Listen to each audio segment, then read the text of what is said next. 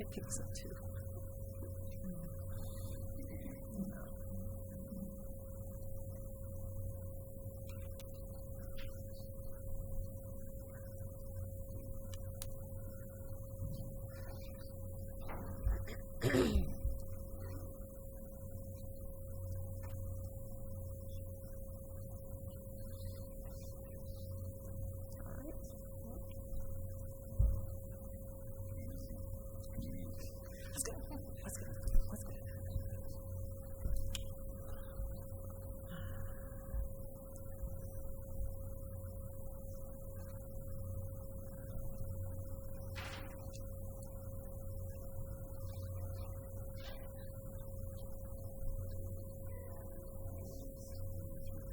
I think that was Carrie. That's what it sounds like. All right. Good morning. I would like to call to order this meeting of your Fremont County Commissioners.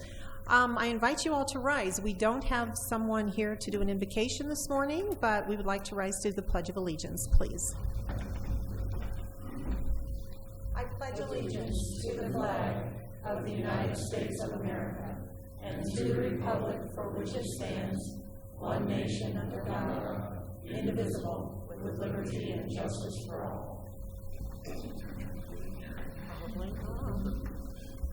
Thank you. Let's have roll call, please. Commissioner Bell. Present. Commissioner McFall. Present. Commissioner Payne. Present. County Attorney Jackson. Present. County Manager Bryant. Present. Planning and Zoning Director Garrett. Present. Okay, let's move next to the approval of today's agenda. Madam Chair, I move to approve the agenda. Second. It has been moved and seconded to approve today's agenda as presented. Further discussion? Roll call. Commissioner McFall. Aye. Commissioner Payne. Aye. Commissioner Bell. Aye. Motion carries. Moving on to the consent agenda, I would like to note we are scheduling a public hearing for 10 a.m. on Tuesday, April 14th. This will concern amendments to the Fremont County Zoning Resolution, Section 8.3, requesting approval for amendments for Section 8.3 meetings. The department is proposing an amendment to require mandatory pre-submittal meetings for land use applications. So we are scheduling that hearing. If anyone is interested in coming and speaking or getting us your comments ahead of time, that would be great. Madam Chair, move to approve the consent agenda. Second. It has been moved and seconded to approve today's consent agenda. Further discussion? Roll call. Commissioner Payne. Aye. Commissioner McFall. Aye. Commissioner Bell. Aye. Motion carries. We turn next to administrative and informational topics. We have a county manager's report from Sunny Bryant, who oddly enough is our county manager. Good morning, Sunny. Good morning. So just a couple of quick updates. On Wednesday, March 4th, I attended the welcome reception put on by the Upper Arkansas Area Council of Governments for the new executive director, Jessica Scott. So we work very closely with the Council of Governments in various areas, and so we look forward to that continued partnership. On Thursday, March 5th, I met with Bill Dugan, which is the new FreeCom executive director. And so Fremont County works closely with them through the sheriff's office, but he wanted to reach out and just see how, he could be a good partner in the community, and it was a really good discussion with him as well. On Monday, March 10th, Commissioner Bell, Commissioner McFall, and I, along with various employees of the county, toured the Fremont County Airport. And we're looking forward to some improvements that we're hopefully going to be able to make over the next few years out at the county airport. And then yesterday as well, we met with various officials from the city of Florence, and so it's always good to meet with them and see what both entities are working on and how we can collaborate on those partnerships. All right, thank you so much, Sunny. Thank you. Fellow commissioners, do you have anything that you would like to report this morning? Sure. So next Tuesday, Sunny, myself, and our extension agent, Jeremy McNeely, are headed to Greeley to testify in front of DOLA. We applied for a DOLA grant to hopefully help us build out a Pathfinder. So we got to go up there next Tuesday and with our proposition to them, our proposal, and hopefully convince them to give us the money that we've applied for in the grant. So wish us luck on that part. Also, we had, I think Commissioner Bell was over there for a minute, and I stepped in for a little bit. They're having a update meeting on the COVID-19, the virus that's going around. Kind of in a nutshell, basically, wash your hands, if you think you have it, stay home. Don't go to the doctor. Call the doctor, but just wash your hands and be safe. And that's the biggest issue with that, I think. That's all I got. All right, thank you, sir. I would just like to say, I spoke, I think, at our last meeting about Fremont's Exceptional Women. That event is happening this Friday night. It's at E-Free Church beginning at 6 p.m. We are sold out of tickets, and for the first time ever, we actually have a waiting list that's pretty extensive. So that says to me we have some really wonderful women that we're going to be honoring on Friday night. And I just wanted to let you all know that 2 employees of Fremont County are amongst those 15 women. And great job. So a big shout out to Katie Romano, who serves as Communities That Care Coordinator, as well as to Captain Carrie Hamill, who is our commander of the Detention Division out at the Fremont County Jail. So well done. I'm just really proud of both of them. Up next, we do have one citizen, at least, who would like to address the commissioners on a matter not scheduled on the agenda. So while George Story is coming up, I would like to ask if there's anyone else who also would like to address this board. Come on up, George. Morning, George. Good morning, ladies and gentlemen. I have something to share with you today. I think it will be very interesting. What we have is I'm for eco-friendly trash bags. What we have now is we have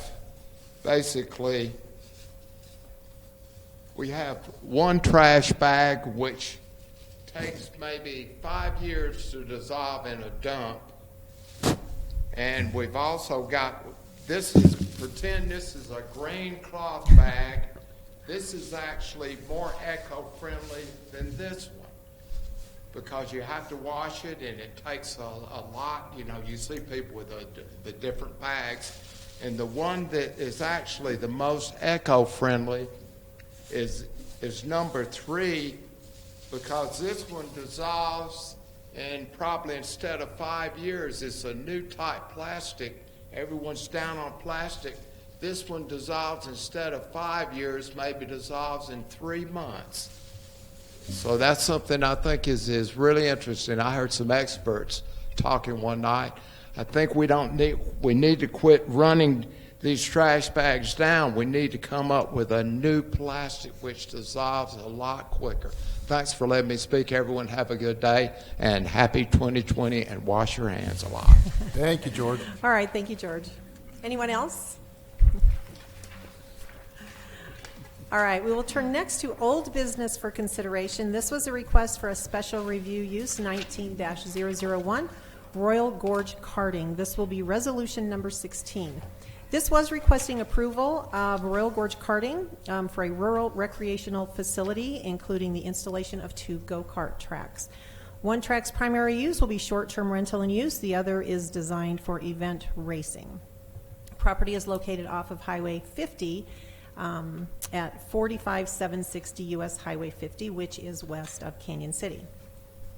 So I would like to preface starting to read some of this resolution with our findings by saying this was one of those decisions that during the meeting and after, I really had no idea of which way this board was going to go. I wasn't sure which way I was going to go.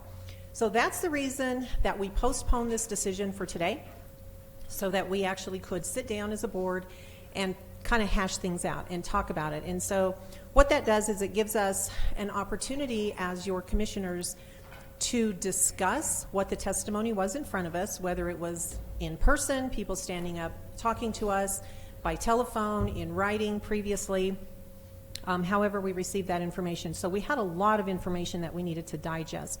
So we sit down together in a room and we start talking about what are the problems, what are the objections, and are those things that conditions can help overcome. So this will be resolution number 16. And I would like to read part of the resolution to you.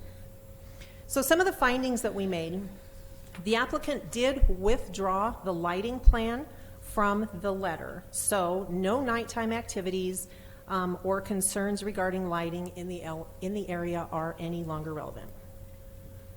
The public access for the applicant's property is off of US Highway 50, which is under the jurisdiction of the Colorado Department of Transportation.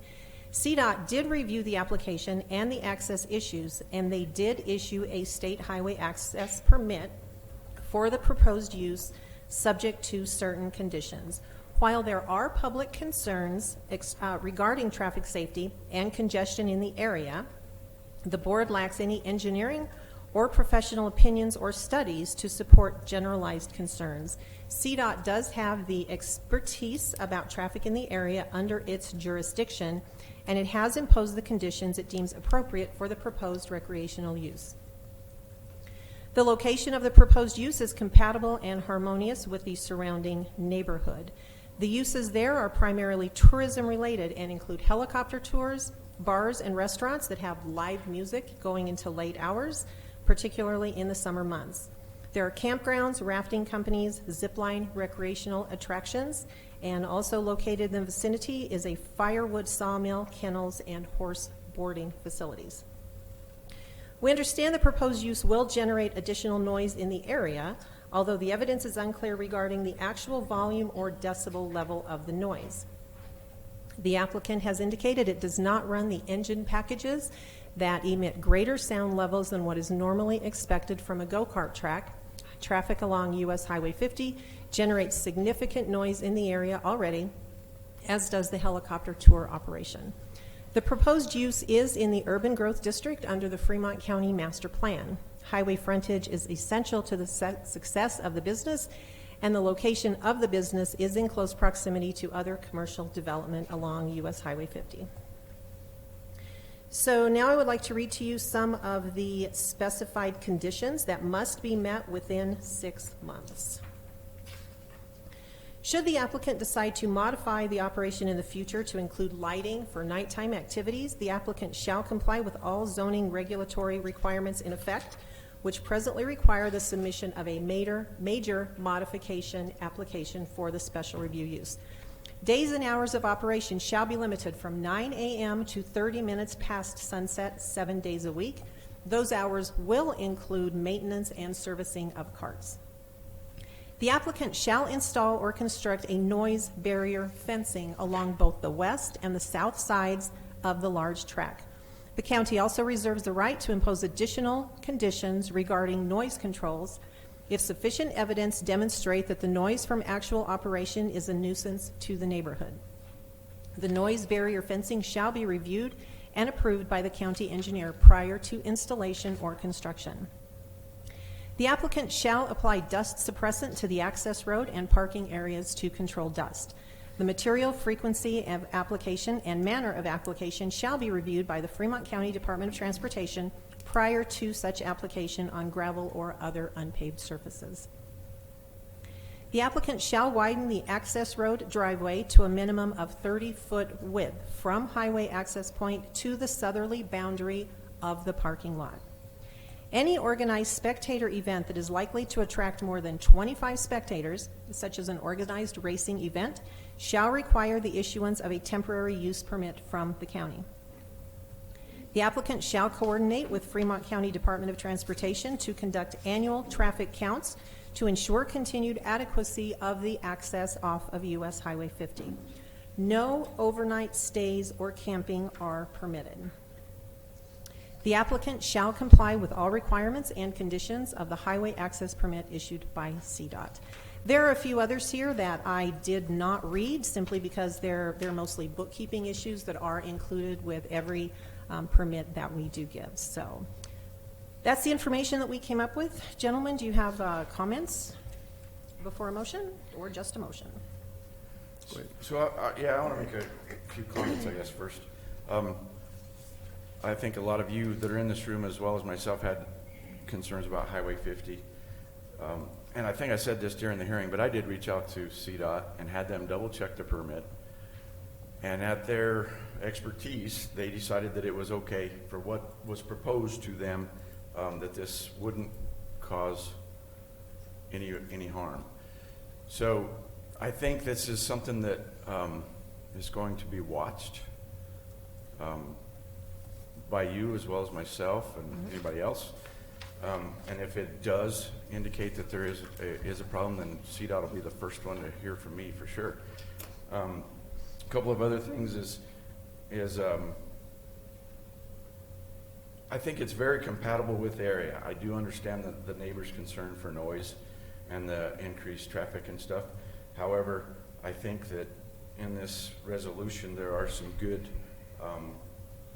middle-of-the-road compensations for those. So I hope that it's these aren't easy decisions by any means. As she said, I've discussed this with myself as much as I've discussed it with anybody else. So it's hard to go. It's hard to make these decisions. So that's all the comments I have. Tim, do you have any? No, we tried to come up with some compromises, and good compromises where nobody's happy, so that's what we try to do. Just come up with a good compromise. That's one way to put it. That's one way to put it. With that, Madam Chair, I move that we approve resolution number 16, a resolution for special review use permit the Department of Planning and Zoning file special review use 1900-1. No, there's no dash there. Royal Gorge Karting with the 12 conditions that you had mentioned in the resolution. I will second that. It has been moved and seconded to approve resolution number 16, the special review use 19-001 for Royal Gorge Karting, including the 12 conditions presented in the resolution. The final thing I would like to say is many of you who did stand up and speak and testify during that public hearing gave us ideas and suggestions on, if we were leaning toward approval, the things you would like to see. I think we worked very, very hard to hear your voices and to truly understand what those concerns were. We believe that we have helped to mitigate those, and if these things don't work, I know, as Commissioner McFall said, we're going to be hearing from you, and that's just fine. That's what we want. So, is there further discussion? No, I just want to, I guess, put a stamp on that too. I feel that we've made it pretty tough on them. The 12 conditions are pretty stringent, and my phone is always open, my door is always open. If there's any concerns, I tell anybody to call. All right. Anything else? Nope. Roll call. Commissioner Payne? Aye. Commissioner McFall? Aye. Commissioner Bell? Aye. Motion carries. All right, thank you. Moving on to new business for consideration. Item 1 is resolution number 17 in opposition of the National Popular Vote Compact, which will appear on the 2020 general election ballot. So as a county, we did receive some information and an email asking if we would consider working on a resolution. In fact, we were interested in working on that resolution, so I'm going to turn it over to Commissioner McFall for a little bit further explanation and see if he's going to read this resolution for us. So as you know, as she said, it will be on the ballot this coming November. And I have talked to many, many, many people about this, and have not had one person tell me that they were in favor of getting rid of the national popular vote. That's why I was in favor of it, and the other two commissioners as well. So we do have a resolution in opposition to the National Popular Compact that is going to appear on the general election in 2020, November. And it reads, whereas America's founding fathers created a system of checks and balances to ensure that each state would have a unique voice in the election of president, and that no city, state, or region would consolidate too much political power. And whereas adoption of the National Popular Vote Compact concentrates political powers in a few large cities located in the most popular states. And whereas Colorado's 9 electoral votes are highly coveted and pursued by presidential candidates, ensuring candidates listen to Colorado's unique interest on such issues as water, infrastructure, and taxes.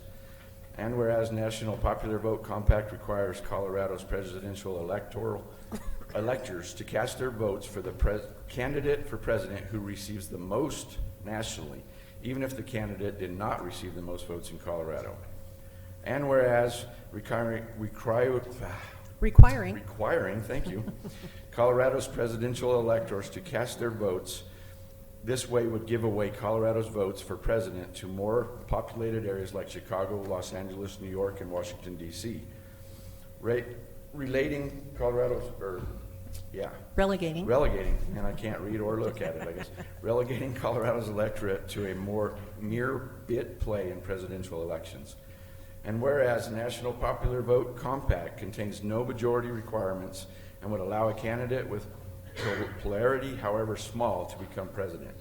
Now therefore, be it resolved that the Board of County Commissioners of Fremont County, Colorado officially declare its opposition to the National Popular Vote Compact for the purpose of ensuring proper checks and balances against accumulation of political power and to protect Colorado's unique political voice in presidential politics.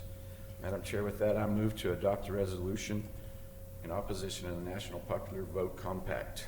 Second. It has been moved and seconded to adopt resolution number 17 in opposition of the National Popular Vote Compact. And I would just add, ask every single voter to know what you're voting about when you vote on this particular issue in November. I think this is incredibly important. I feel, I think like my fellow commissioners feel, our voice is being taken away from us. We don't like that at all. And this has all come about because of our current Colorado governor. So whether or not you support the governor, I don't understand how anyone can support having their own voice and their vote taken away from them. So we have a motion and second on the table. Further discussion? Roll call. Commissioner McFall? Aye. Commissioner Payne? Aye. Commissioner Bell? Aye. Motion carries. Up next, resolution number 18, adopting the Fremont County procurement policy. And we're going to turn to Sunny Bryant, our county manager, for an explanation. Yes, so over the last couple of years, we've had various discussions on the county's adopted policy. So it was put together in 2011, and for anybody that's looked over that, it was about 76 pages long. It was quite extensive, and it took quite a bit of interpretation on that. So one of the goals that we were trying to do is to simplify the policy while still making sure we had all of the internal controls in place, the level of approvals were in place to ensure that we were spending the taxpayer funds wisely. We also had some very specific grant language that needed to be put into the procurement policy to make sure that we were meeting all of our grant obligations with both state and federal grant agencies. And so we've worked over the past few months to get all of that put into this. The major change as far as the spending limits goes is our current policy for anything that's over $25,000. We required the formal bid process, and that can be pretty difficult because the formal bid process includes, RFPs and putting it on the website, and it takes an extensive period of time. So we've raised that limit to $50,000. Anything between $25,000 and $50,000 we require 3 bids on. So we still have that to make sure we're getting the best things for our money, but not taking a project that could be developed fairly quickly and extending that out over an extended period of time just to meet that process. So that's the largest change in the policy, and then like I said, everything else that's put in there is making sure we're meeting all of our grant requirements as well. All right, thanks, Sunny. I know Sunny's put a lot of work in on this. I think our county attorney, Brenda Jackson, had a big hand in this as well. It's a big thing to redo that many pages down into 16 and to keep all of the information that's so incredibly important to us there. So I just wanted to say thank you to both of you. That, Madam Chair, I move that we approve resolution number 18, adopting the Fremont County 2020 procurement policy. Now I got the same thing, Commissioner. You got Dwayne's disease? Contagious, right? Yeah, wash your hands. I do wash my hands. That's why I don't have it. Now watch, I'm going to be the one to just completely fumble the next thing I say. I second that. It has been moved and seconded to adopt resolution number 18, adopting the Fremont County procurement policy as presented by Sunny. See, I told you. It is contagious. Yes. Further discussion? Afraid to say anything. Roll call, yeah. Commissioner Payne? Aye. Commissioner McFall? Aye. Commissioner Bell? Aye. Motion carries. All right. Final item under new business this morning is the authorization of the chairperson's signature on a contract to buy and sell commercial real estate to purchase 1901 East Main Street in Canyon City. Sunny, I will ask you once again for an explanation, please. Sure. So we were approached actually about a year ago by Search and Rescue, who is a branch of the sheriff's department or the sheriff's office, indicating the need for additional space. The sheriff has also expressed those concerns because right now they have all of their equipment. It's located outside of the building. At the sheriff's department. Some of the training space they're using is not accessible very well. They've outgrown that. And so we've been looking for quite some time now at options. We had a grant that we looked through a design process to actually build a building. We have some lots that are available, and that turned out to be pretty cost prohibitive based on what all they would like to see in that building. We were looking at well over $1 million to actually build that. And so we've kind of went back to the drawing boards, looked at a couple of sites throughout the community with that kind of as the main driving factor. And we received a call from them indicating that Atmos was building a new location and that the building that they are currently in, which is located at 1901 East Main Street, was going to be vacant. And so we started doing some research and discovered that it was owned by a group out of Texas. Atmos is just leasing that facility. We contacted them to see if the facility would be available, and they gave us basically the amount of money that they would like to see out of that.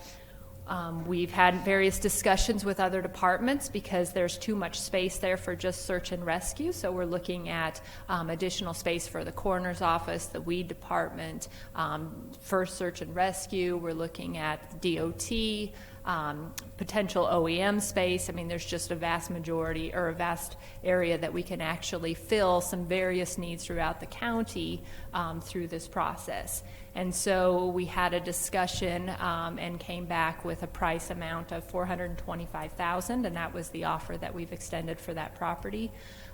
They have accepted the initial offer, and so now we're in negotiations of the actual contract. So Brenda had prepared a contract. We have that sent off. We've not received a response as to if they've accepted that formally or if they're going to propose some changes in that. But the tentative closing date would be June 1st or when Atmos vacates, whichever one occurs later, I guess. And so that's... All right. Great explanation. Thanks, Sunny. Yeah, there's a lot into that. So, gentlemen, anything further to discuss? Well, other than all three of us commissioners have been really strong supporters of the search and rescue, and we have been trying to find a home for them to get them out of the sheriff's department. The sheriff's department could use more room, and so this is something that we've really worked hard on to try to get them a home and get them some garage space and some meeting rooms and training rooms. And so really happy that we're getting this moved forward for them. I think as importantly as the wildland fire trucks that are currently stationed, you didn't mention that one, but that's okay. They're out at the sheriff's department also, and they're sitting outside, so they're sitting empty. It takes at least 30 minutes or so to fill up one of those trucks. So if we have a wildfire burning, that 30 minutes is precious. So with this property, we'll be able to store some of those trucks indoors with water in them, so they're ready to go immediately. So I think it's a huge asset, and then as well as search and rescue and the other departments that we may be able to work in out there. With that, Madam Chair, I move to authorize the chairman's signature on a contract to buy and sell commercial real estate to purchase 1901 East Main Street, Canyon City, Colorado 81212. Second. It has been moved and seconded to approve the authorization, or to approve authorization of the chairman's signature on the contract to purchase 1901 East Main Street for all of the reasons so very well stated up here already. Sunny? And actually just one additional comment as far as where the funds are coming from. So Fremont County, we have a sales and use tax fund, and that was actually established when the sales tax was put into effect back in 1982. Which requires 25% of the $1.5 sales tax that the county collects to go into this fund, and that fund can only be used for repayment of certificates of participation or for capital expenditures. And so right now that fund has a fairly healthy balance in it, and so that's where the funds are going to be taken from. We're not going to have to do any debt or anything on either the purchase or renovation. We're also looking at some grant opportunities if the transaction does go through to help with additional renovations or anything that may need to take place to get that facility up and ready to be used. All right, thank you. Anything further? Roll call. Commissioner McFall? Aye. Commissioner Payne? Aye. Commissioner Bell? Aye. Motion carries. All right, and with that, we are 2 minutes away from our first public hearing, so we will take a very short recess.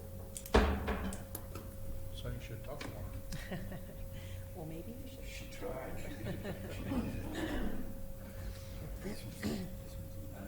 Right. Yeah, I've got that note too, no action.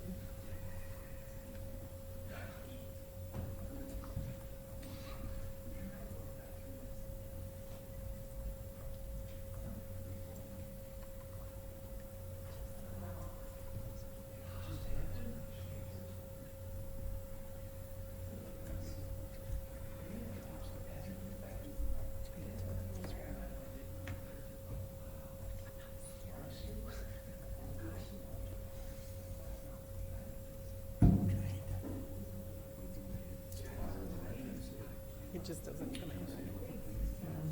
I know. I'll hear you on that. I knew that. I knew that. I was going to check Facebook. Social media. All right. The hour has arrived, 10 o'clock. I'm going to call this meeting back to order. We have 3 public hearings scheduled for this morning. Our first public hearing is for a single-family owner-occupied housing rehabilitation program through the Upper Arkansas Area Council of Governments. They have closed out the Community Development Block Grant funds through the Colorado Division of Housing for the single-family owner-occupied housing rehabilitation program in Fremont, Chaffee, Custer, Lake, Park, and Teller counties, with Fremont County as the lead party. We have with us this morning Autumn Deaver, who is a representative from the Upper Arkansas Area Council of Governments. I will open this public hearing at this time. Good morning. Good morning. That was a mouthful. It was. So we're closing out this grant. It was a 3-year grant, and it ended December 31st, 2019. And with that, we spent $362,000 and 5 cents.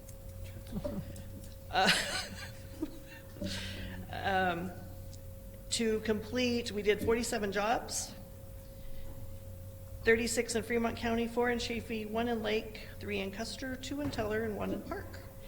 And the average loan amount was about $13,000. So, and we are continuing this program. We currently have one going now, so if anybody wants to apply for assistance, please come see us. With a new grant. Yes. All right. This is a public hearing. I would like to ask if anyone else would like to stand and speak this morning. Seeing none, we will close this public hearing. This is a no action item for Fremont County. It's simply something that is required by the terms of the grant. So thanks for being here this morning, Autumn, and giving us a report to close it out. Thank you. I like those public hearings. Our next public hearing is a special review use request for item 20-001 for Phantom Canyon Estates. This is requesting approval of departmental file SRU 20-001 Phantom Canyon Estates for a special review use for a travel trailer park and campground. The site will contain 40 sites for travel trailers and RVs and is located off of County Road 67 north of US Highway 50. We have with us this morning Angela Bellantoni, Dr. Angela Bellantoni, and I understand she has a new title, which is grandmother, so congratulations, and let me open this public hearing. Good morning, Dr. Bellantoni. Good morning. Not that I did anything to become that grandmother, but oh, wow. But congratulations nonetheless. Thank you. Good morning, but that was a 2-minute public hearing, so I'm going to go for that right now. Do it. Good morning. I'm here this morning, again, to represent Mr. Mitch Lake and Frank Rhodes. They're the applicants for Phantom morning. Canyon Estates. The property in question was purchased from Vern Estes in 2017, and as Commissioner Bell mentioned, it's north of Highway 50 on Highway 67. The applicants intend to develop a recreational vehicle park in the true sense of the word for short stays. It is a tourism recreational target or community opportunity. They intend to focus on self-contained recreational vehicles only. That is hard side, as described, as defined by the county code. Each vehicle will be inspected when it comes onto the site, that it meets the conditions, 10 years old maximum. They will make exceptions for rebuilds because there are those that do rebuild Airstreams and so forth to make them quite lovely. Absolutely no soft sides at all. No tent sites, no tents. The stay duration target is 1 day to 1 month, maximum of 1 month. They prefer the short stays. Their client base hopefully will be anglers, hunters, and summer targets. So, summer travelers. So this is definitely a short-term visitors to our area. Did I say something? I said travelers. Travelers. So they're encouraging the short-term stays as opposed to the long-term stays. Yes, their site improvements would be 40 spaces. Their business plan is based on a 50% occupancy because of the seasonal type of business that they have. For each site, if we look at the each site, this is a site diagram, so you have the space to pull in the RV, and this is a graveled area right here. So each of these have a graveled area. And then there's going to be spaces for up to 2 vehicles, because sometimes they tow a vehicle, or if they have a guest, they might have a vehicle right here. And then this is designated personal space for the people who come to visit. So they have some outdoor place to set chairs and so forth. There's electricity. There will be electricity to each site, and above ground pellet fire pits will be available to visitors to use for outdoor grilling. And these are similar to the pellet fire pits that are approved by the U.S. Forest Service and the state park, and it eliminates the spark generation. The road will be gravel, the entrance road, and then this one down the center. The potable water source is from a 2,000-gallon cistern that was going to be in this area. This is the potable water area. The maintenance shed is over here as well, and it's an innovative structure, 12 by 16 from across south of the highway. The sanitation dump station, the sanitation station is over here. There is a engineered sanitation plan that was submitted to the county. It will be 2 2,000-gallon tanks as required. There are some lights noted. It's a star. It's a star. There's a light over here. Oh, here it is. This is a star. And there's a light here for here. So it's more for safety. There will be, and I did speak to Jamie in the health department. So there will be 2 chemical toilets available at the maintenance shed for employees.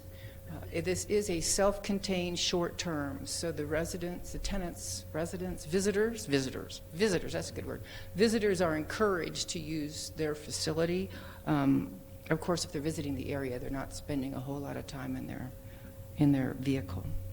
Site operations will be conducted by 2 employees, and up to 3 what are host campers, similar to those at our state and national parks. Check-ins from 8 a.m. to 6 p.m. Host campers are there 24/7, and they exchange that space for being there and just being present on the site. Mr. Slayton and Mr. Rhodes visited with the county and started this process in 2017, and things got delayed, and so they're here hoping that this is the last and final approval of their dream plan. This is their retirement dream plan. They have enjoyed this kind of RV life across the country, and they want to make this community life available for visitors in our community. So, any questions? All right. I think we'll turn next to Sean Garrett, our Director of Planning and Zoning, for a staff report, and then we may have a couple of questions for one or the other before we open it up to public hearing. Okay, so the department has reviewed the application and finds it to be a complete and true representation of the requests as stated herein. The department finds that all minimum requirements for the Fremont County zoning resolution will be satisfied by this application.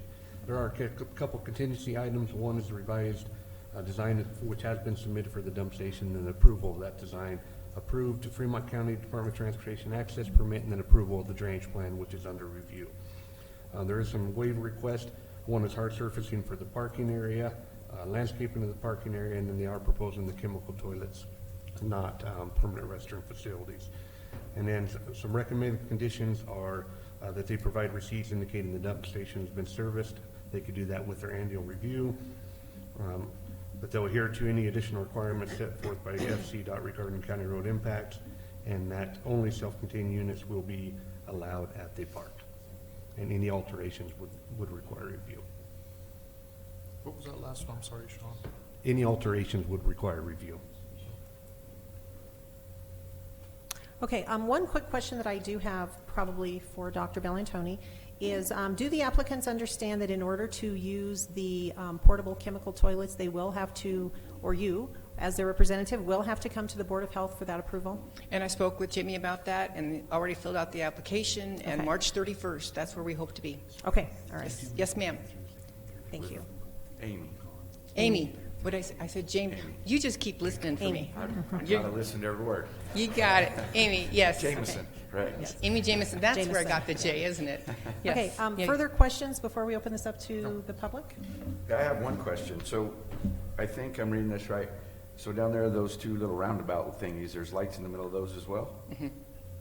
And they're 16 feet tall LEDs that are pointed straight down? Yes. Okay. All right, this is a public hearing, so we will open it up to the public now. If there's anyone in our audience that would like to stand and speak, please come forward. If you already have filled out a slip, you can turn it in to Sunny down at the end. If not, please take one of those slips of paper and fill it out when you're finished. Good morning. How are you today? Doing well, sir. How are you? Not bad. So please introduce yourself and give us your address. Tell us where you live. My name is Paul Bond. I'm the owner of the property just south of this project that's going on. I live in Cold Creek right now. And I just have a couple questions. Some of them were addressed here with the facilities as far as having some chemical bathrooms and I guess the sewer, water, trash. Some of my concerns is I'd like to know if this in the future can slip into a mobile home park. I'd rather not see that in my, that's something I wouldn't like to see. And one of the main things I'm here to find out about also is where this property is and my property is grazing land. And I'm asking what is to prevent customers or patrons of the campground from coming over to my property. Is this facility here going to be fenced off? I noticed it said 28 acres is the approximation of the size of this operation here. Will those 28 acres be fenced off so that I don't have to deal with trespassers, pets, people on my property that I may be liable for? Okay. And I think it was also addressed that tracking road. I'm glad to hear there's going to be some hard pavement there, because I do notice that there with the clay-based soil that we have in that area, when you get out onto Highway 67, County Road 67, a lot of that gets tracked out on the county road because there's no tracking road coming in and out. So with potentially 40 RVers, are we going to have that coming in and out all the time without, a tracking road going in? I guess, will there be hours? And I don't know if there's a noise ordinance in Fremont County or not, but that was another question I had. So basically what I'm looking at is how do I prevent people from trespassing onto my grazing land? Because my understanding is we still have the open range laws dating back to I think it's late 1800s, where it's not up to the cattlemen to fence their cattle in. So I'm concerned about people walking over onto my side. Okay. I think that's about all I got to say right now. All right. Thanks, Mr. Bond. Will you fill one of those slips out for us then, Yes, please? please fill out one Sure. of those slips. You want me to sit down and fill it out? Sure, that's fine. Okay. Is there anyone else in the audience that would like to speak this morning? Last chance. All right, we're going to close the public comment portion of this hearing, and I will ask Dr. Bellantoni if she would like to get up and respond to Mr. Bond's questions and comments. Yes, ma'am. A mobile home park is a different zoning, a different land use. Can you- one more Absolutely time? not. It's mobile home park is a different zoning and a different land use. This is not an RV recreation park. Okay, so the applicants. So it is an RV recreational park. It's a recreation. It's not a mobile home. Correct. Correct. Also, that is sustained by the one-nighters to the 30-dayers maximum. That's the short term. Mr. Slayton says there is a fence on the south side of this property to the grazing area, and he doesn't believe that Mr. Bond lives there regarding the quiet hours, but the quiet hours. And he did agree with that. He said he does not live on the property. Okay. So there are always, because they're soft, because even though they're hard-sided RVs, quiet hours are always established at a park. It's part of the agreement when they sign in.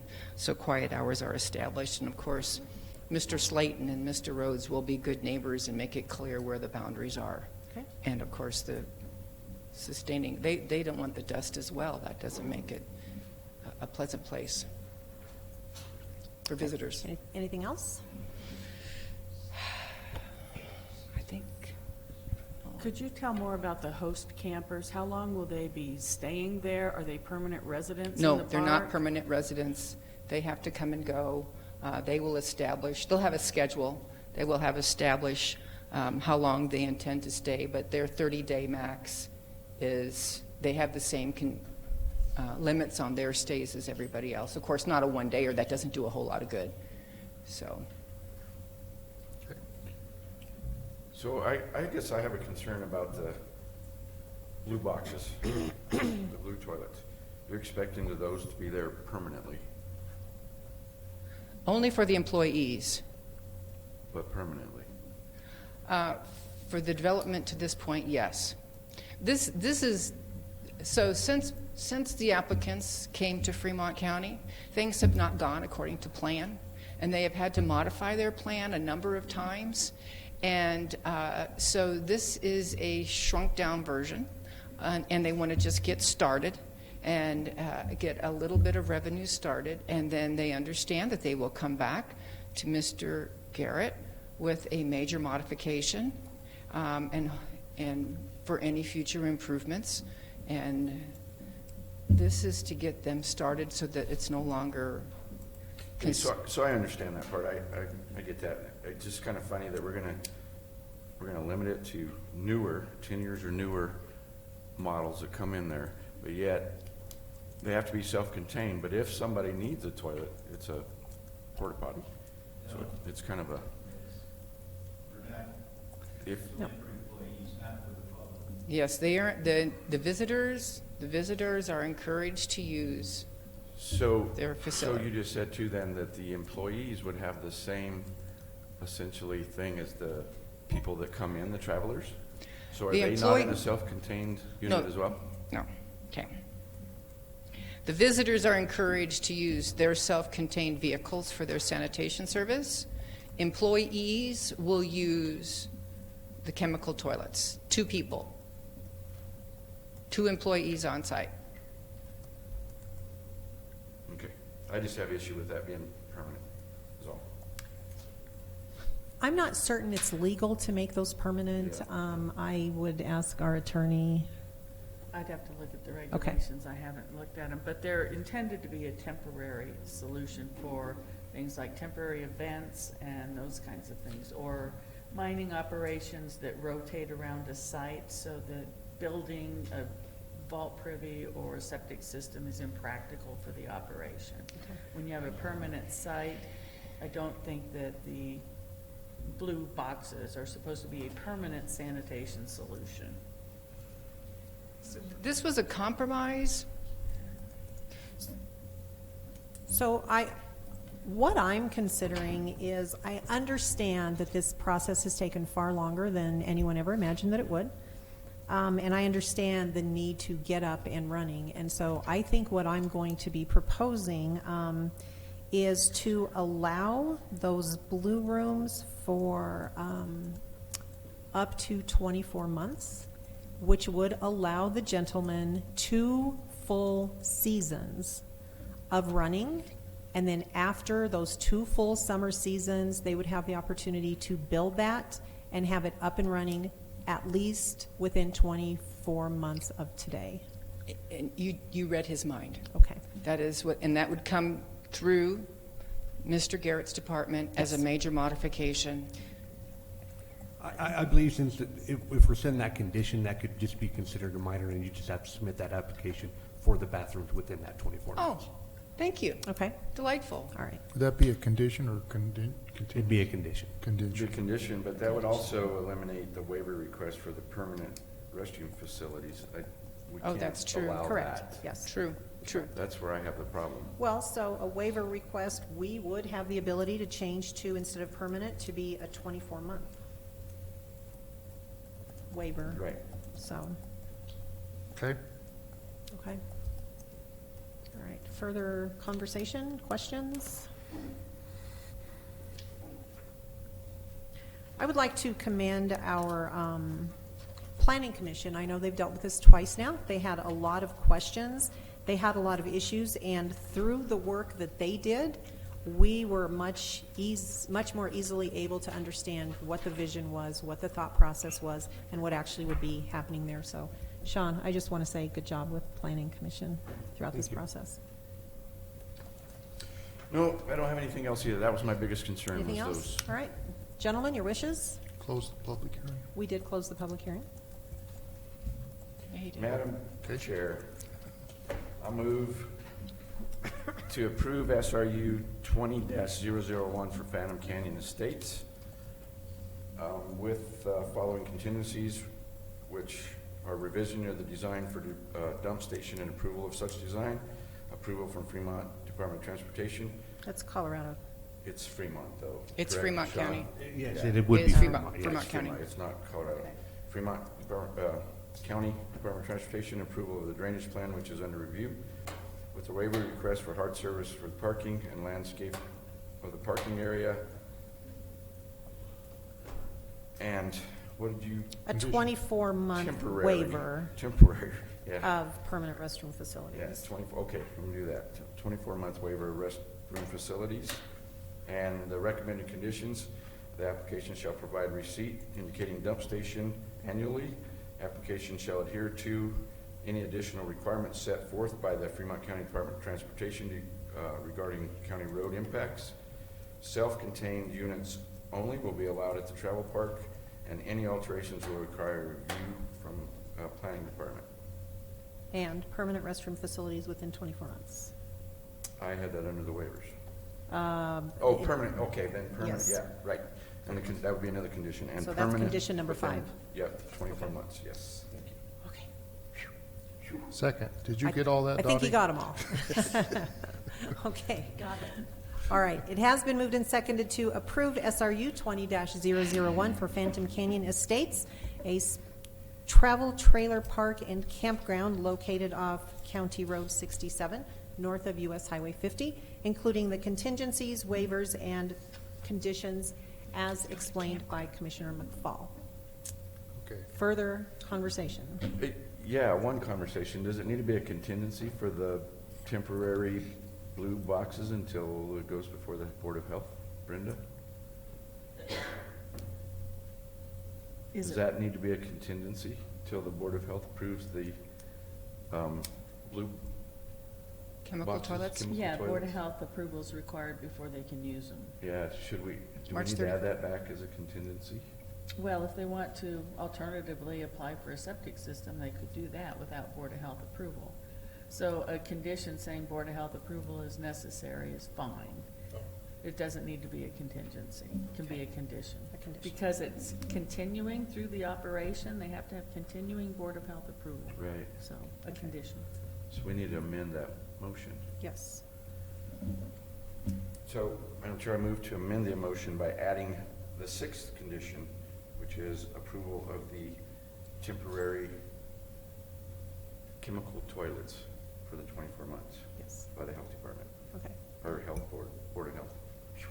Does the second agree with that? I agree with that. Did you have a comment? Because campground, per the definition, means tents and tent sites, and this is not a It's a campground. recreational facility Either we. by definition in the Yes, zoning. yes. It's Yeah. it's not a campground. It's the title, so, yeah, but we do understand Okay. what it is. Just want to be clear. Okay. Okay. All right. We have a second. Is there further discussion? Roll call. Commissioner McFall? Aye. Commissioner Payne? Aye. Commissioner Bell? Aye. Motion carries. Thank you. Thank you. Gentlemen, we wish you the very Good best luck. in the future. Good luck luck. out there. All right. We need a resolution number for that, too.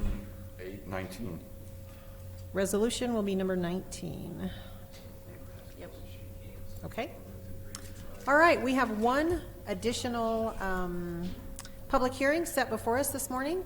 This is an amendment to the Fremont County Ambulance Regulations, Resolution number 20, Series of 2020, adopting Fremont County Ambulance Regulations with an effective date of April 1st, 2020, repealing, excuse me, and superseding previous ambulance regulations. So we have with us this morning our Director of Emergency Management, Michael Kroll, and I will call this public hearing to order.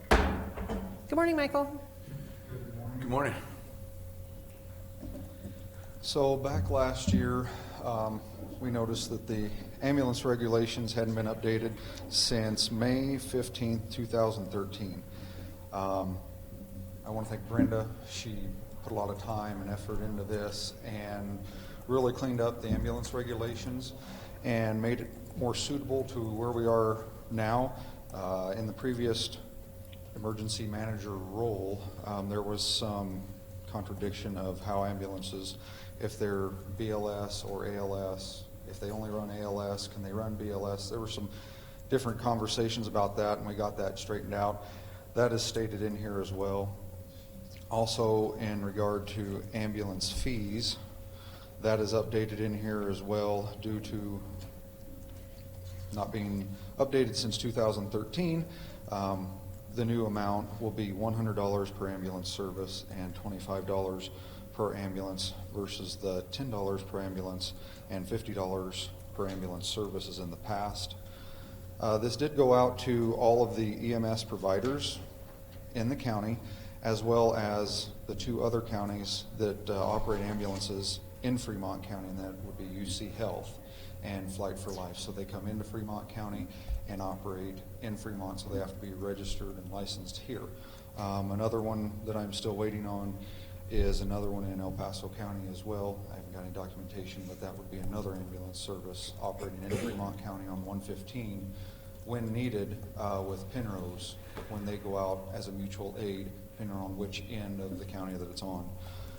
When this did go out to all the ambulance services, there was one wording that one of the ambulance agencies would like to see changed, and that was in section M, number 3, and with talking with that ambulance service and with Brenda, and that ambulance service talking to Brenda, the wording had been changed from what she said previously in that item 3, and there was new proposed item 3, and I think she talked to the board about that, and everybody was in agreement. And if anything would like to be said, that ambulance service is in representation today. Would you like to say anything more about that, Tom? Oh, we'll get to the public hearing part. Yeah, Michael, hold on. He can come speak if he would like to during the public portion. Okay. Thank you. Anything else to add? Everything is cleaned up, and this also stems back to the larger companies. Hey, you know, where are we at with regulations? Some of this stuff is old and outdated, so now everything is brought up to that, along with our inspection process and forms, giving more options, and making Fremont County better, which I was asked to do by several different agencies and entities. So I think this brings us up to where we need to be to make Fremont County better. All right, thank you so much. I also would like to ask our county attorney, Brenda Jackson, if she has anything further to add. Yeah, with respect to the change, it's actually Article 2, Subpart M3, and I carried the language forward from the 2013 regulations, and Tom Anderson from AMR brought it to my attention that private ambulance companies were being treated differently than public ambulance companies with respect to where the patient will be transported and what the requirements are.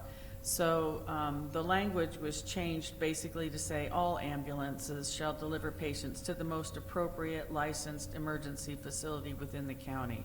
And then it's optional for the company to transport them elsewhere. Okay. And so all companies have that same option. It saves, first of all, it saves patients expense when you start looking at mileage to go to the metro area or something like that with a local ambulance company. And secondly, it really needs to be the option of the ambulance company in light of resources, staffing, and service availability to the county. So that was the only change from the originally proposed regulations. All right, thank you for that. This is a public hearing. I would like to ask at this time if Tom would like to speak, or if anyone else in our public audience would like to speak today. All right, seeing none, I'm going to close the public hearing portion and ask my fellow commissioners if you have questions, comments, or a motion. No, I appreciate these getting updated. There was an attempt a few years ago that failed, so thanks for getting them updated, Michael, and Brenda, appreciate that. This is resolution number 20. Yes. Madam Chair, I move to approve resolution number 20, adopting Fremont County ambulance regulations effective date of April 1st, 2020, and repealing and superseding previous ambulance regulations. Second. It has been moved and seconded to adopt the amendment to the Fremont County ambulance resolutions in the form of resolution number 20, effective date of April 1st, 2020, and this will repeal and supersede all previous ambulance regulations here in Fremont County. Is there further discussion? Roll call. Commissioner Payne? Aye. Commissioner McFall? Aye. Commissioner Bell? Aye. Motion carries. And there being no further business to come before this board, we are adjourned.